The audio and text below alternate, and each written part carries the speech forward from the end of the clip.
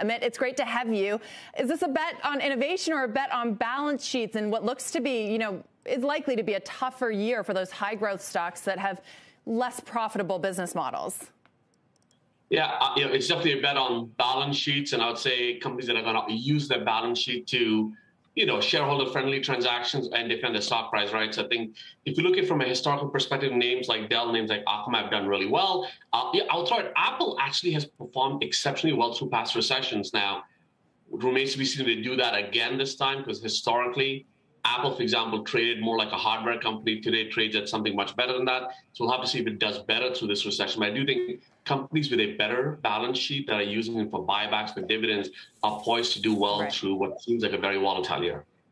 And the key word here seems safe. Our earlier guest, Bob Dahl, was agreeing with you here, and that these are better names to bet on in what could be a turbulent year. But you're not making any huge bets here. Is that because you think that growth names are going to continue to get hit? Yeah, I mean, to some extent, I think the issue is as rates keep going up, as interest rates keep going up, the higher growth assets will have a tougher time justifying these valuations that are really pegged on severely out the year profitability metrics, if you may, right? So I think it's more challenging. How do you defend the other end of that bell curve versus the value names that are perhaps easier to defend, the dividend yields are easier to defend through this tape?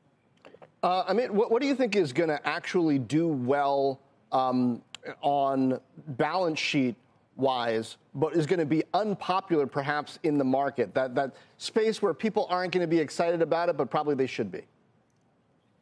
Yeah, boy, a space where people are not excited about. Listen, I think the legacy hardware names, right, if I could use that as a bucket, names like a Cisco or Dell that people have sort of shied away from in the past could do a lot better. They have a more stable demand platform at this point versus not, and they certainly have a very strong balance sheet that they could start using for shareholder-friendly transactions. To some degree, I also think this is the time where you could see companies either innovate or acquire innovation by using the balance sheet. So to a company like Apple, for example, in theory, innovate a lot more through this recession than they typically have. Could someone like Cisco do the same? So I think those are the other names that we could see do really well through this time frame.